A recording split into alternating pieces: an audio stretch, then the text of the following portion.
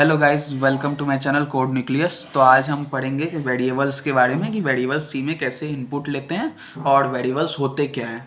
और आज हम ये भी जानेंगे कि हम यूज़र से कैसे कोई वैल्यू इनपुट ले सकते हैं कैरेक्टर में या फिर डेसिमल में या इंटीजर में कैसे इनपुट ले सकते हैं, वो आज हम पूरा सीखेंगे अच्छे से।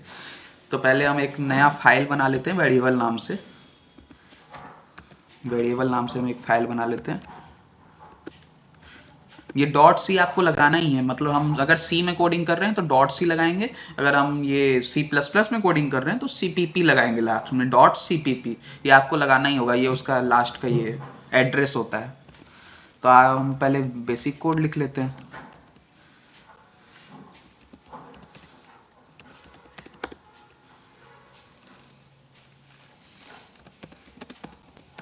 ये बेसिक कोड है, मैंने आपको सिखाया है लास्ट वीडियो में, मैंने बताया था कि यहाँ बेसिक कोड होता है।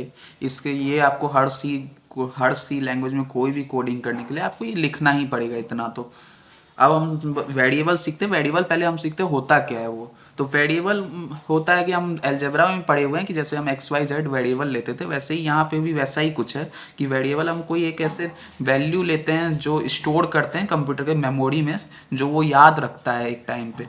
कि वो हम किसी, मान लीजिए हम ए इक्वल टू 5 ये हमने स्टोर कर दिया, तो वो वेरिएबल के रूप में हम स्टोर करते हैं। तो वो याद रखता है एक कॉर्नर में कि ए इक्वल टू 5 है। आप जब तक कोड कर रहे हो, कोड में आपको याद रखेगा, आप उसका बाद में यूज कर सकते हैं।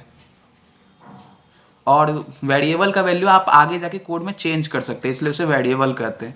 और कांस्टेंट का वैल्यू हम चेंज नहीं कर पाते हैं आपको। और वेरिएबल हम बहुत बार यूज कर सकते हैं, मतलब आगे अपने कोड में हम कभी भी यूज कर सकते हैं वेरिएबल का, क्योंकि हम वेरिएबल शुरू में ही डिफाइन कर देते हैं, या फिर आप बीच कोड में भी डिफाइन कर सकते हैं। तो अब हम सीखते हैं कि वेरिएबल कैसे डिफाइन करते हैं। तो वेरिएबल डिफाइन करने का ये 3 होता है।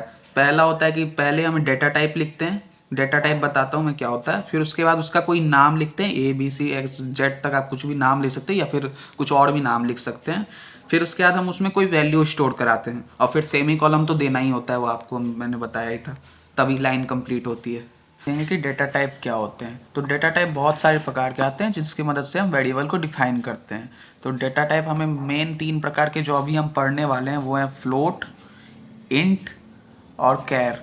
फ्लोट, इंट और कैर ये मेन 3 डेटा टाइप है जो अभी हम पढ़ेंगे। और भी टाइप के होते हैं, वो हम आपको बाद में बताएंगे। एक डबल भी होता है, और भी बहुत सारे होते हैं जो अभी हमें उनका यूज़ नहीं है।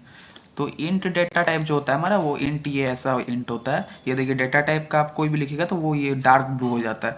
तो इंट जो डेटा टाइप होता है वो हमें इंटीजर के लिए यूज़ होता है, कि आपको मान लीजिए वेरिएबल में कोई इंटीजर का वैल्यू स्टोर करना है तो इंट का हम यूज करते हैं। फ्लोट डेटा टाइप ऐसा होता है, FLOAT। ये फ्लोट डेटा टाइप हम यूज करते हैं अगर हमें डेसिमल में कोई वैल्यू प्रिंट करना है, 4.5, 6.7, 5.8, कोई भी हमें डेसिमल में वैल्यू प्रिंट करना है तो हमें फ्लोट डेटा टाइप का यूज करते हैं। और अगर हमें कैरेक्टर का यूज करना है तो हम कैरेक्टर का में हम प्रिंट करना है कुछ, तो CHAR का यूज करते हैं हम कैरेक्टर प्रिंट करने के लिए। कैरेक्टर प्रिंट करने के लिए कार यूज कर सकते हैं, और कोई चीज़ नहीं यूज होता है। तो अब ये मान लीजिए हम एक simple program int data type से का बनाते हैं। तो इंट से ना आप कोई भी इंटीजर प्रिंट कर सकते हैं। मान लीजिए हमने अपना वेरिएबल का नाम ए रख लिया, तो ए, और इसमें हम कोई अब वैल्यू ले लेते हैं ए इक्वल टू 5, और ये हमने सेमी कॉलम लगा दिया। ऐसे ही आप और भी, मान लीजिए आपको एक से ज़्यादा वेरिएबल लेना है तो यहाँ कॉमा लगा के आप बी इक्वल टू 6, ऐसे बहुत सारे वेरिएबल ले सकते हैं, कोई लिमिट नहीं है इसमें। डेटा टाइप में जो मतलब हम जो वेरिएबल लेते हैं उसमें 3 होता है। एक डेटा टाइप जो हम पहले इंट जैसे लिखे डेटा टाइप होता है, फिर उसका नेम, जैसे हमने ए लिखा, BC, कुछ भी आप नाम ले सकते हैं। फिर हम उसका ये वैल्यू डिफाइन करते हैं। तो वैल्यू जैसे हमने 5 लिया ए का, बी का 6 लिया, और फिर सेमी कॉलम तो लगाना ही होता है।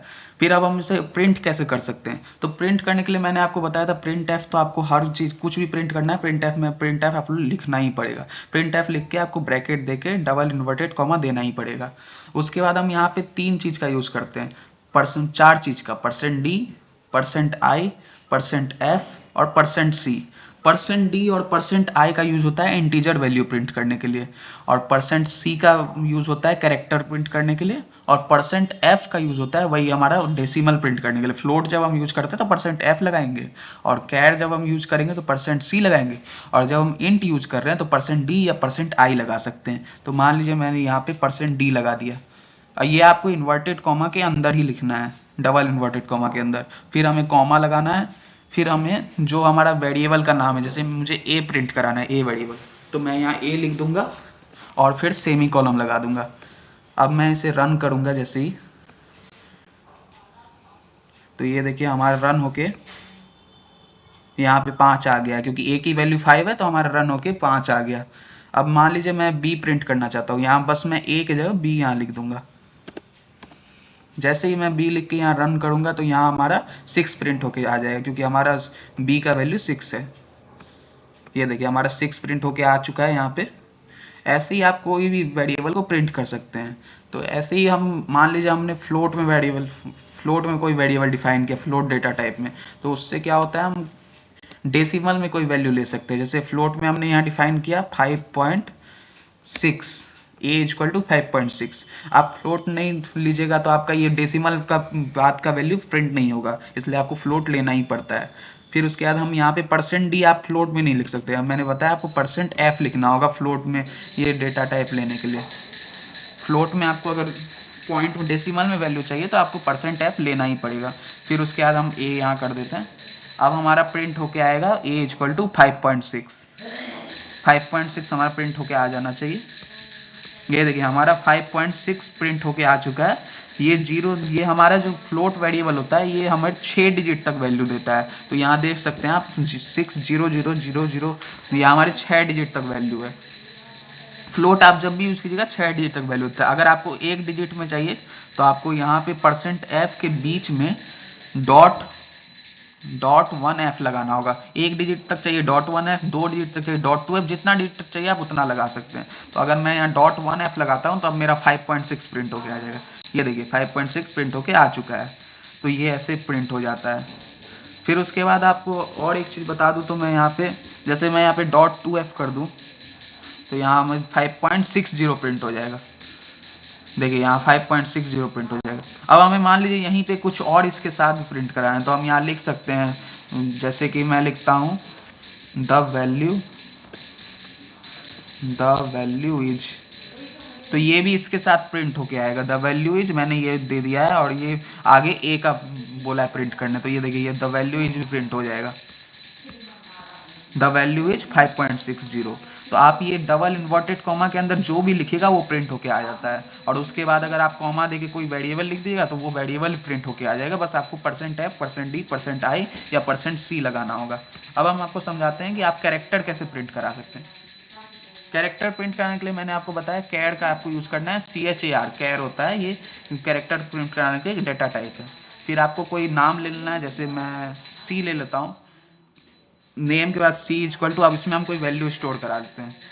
कैरेक्टर प्रिंट करने के लिए आप जो वैल्यू लीजिएगा आपको इन्वर्टेड कॉमा में लेना है, तो एक इन्वर्टेड कॉमा में लेना है। दो इन्वर्टेड कॉमा में आपको बड़ी वैल्यू आती है, मतलब एक वर्ड से ज़्यादा की वैल्यू। अगर आपकी वैल्यू एक वर्ड की है या एक लेटर की है तो आपको एक इन्वर्टेड कॉमा में लेना है। जैसे मैं यहाँ ले रहा हूँ A, मैंने यहाँ A ले लिया और सेमी कॉलम दे दिया।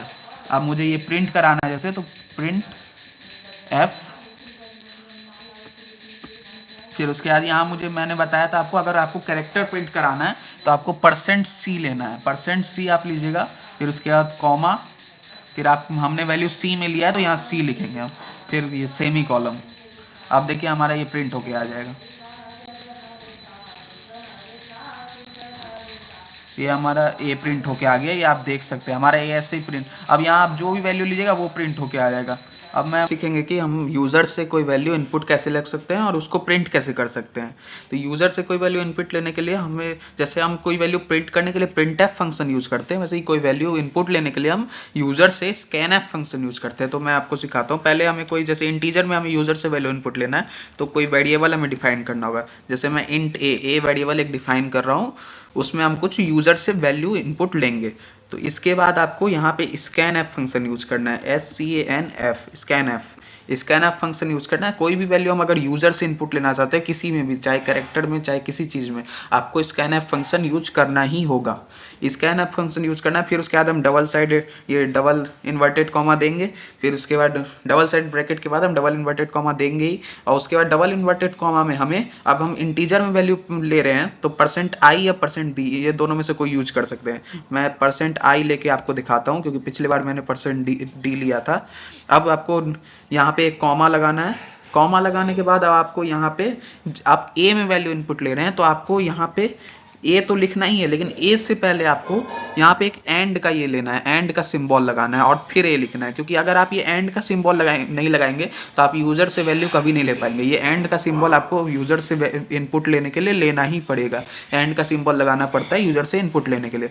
फिर उसके बाद हम सेमी कॉलम लगाएंगे। देख लीजिए फिर से स्कैन एफ फंक्शन हम यूज करते हैं उसके लिए कि हमें यूज़र से इनपुट लेना है तो हम स्कैन एफ फंक्शन यूज करते हैं। फिर उसके बाद हम ये डबल साइडेड ब्रैकेट लगाते हैं, फिर उसके बाद हम डबल इन्वर्टेड कॉमा लगाएंगे, उसके अंदर हम अगर हम इंटीजर में ले रहे हैं तो %i या %d, अगर हम कैरेक्टर में ले रहे हैं तो %c, अगर हम डेसिमल में ले रहे हैं तो %f लगाएंगे। फिर उसके बाद हम कॉमा देंगे, फिर उसके बाद हम जिसमें वैल्यू इनपुट ले रहे हैं, जैसे हम वैल्यू a में इनपुट ले रहे हैं तो हम यहाँ एंड और a लिखेंगे। एंड लिखना बहुत जरूरी है, नहीं तो आपका ये वर्क नहीं करेगा। फिर मान लीजिए मुझे यही वैल्यू प्रिंट करना है तो हम इसे printf फंक्शन, प्रिंट करने के लिए आपको हमेशा printf फंक्शन ही लगाना है। printf फंक्शन लगाएंगे। अब मुझे प्रिंट करना है a को, जो हमने यूजर से उसमें वैल्यू लिया है, तो प्रिंट a क्या है, a में हम क्या स्टोर करा रहे हैं, इंटीजर स्टोर करा रहे हैं, तो हम फिर %, अब मान लीजिए मैं यहाँ पे d ले लेता हूँ, आप i भी ले सकते हैं, कुछ भी ले सकते हैं, %d, a, ये सेम है, वैसे ही प्रिंट कराना है बस। अब देखिए अब हम इसे रन करेंगे तो ये वर्क करेगा। यहाँ देखिए अब मुझे ये बोलेगा कि कुछ वैल्यू इनपुट करने, हमने कुछ ऊपर लिखा नहीं इसलिए, तो मैं यहाँ 5 इनपुट करता हूँ। ये देखिए 5 प्रिंट होके आ गया। अब इसे मैं आपको अच्छे से समझाने के लिए यहाँ लिख देता हूँ द वैल्यू इज, अब आपको अच्छे से समझ में आएगा।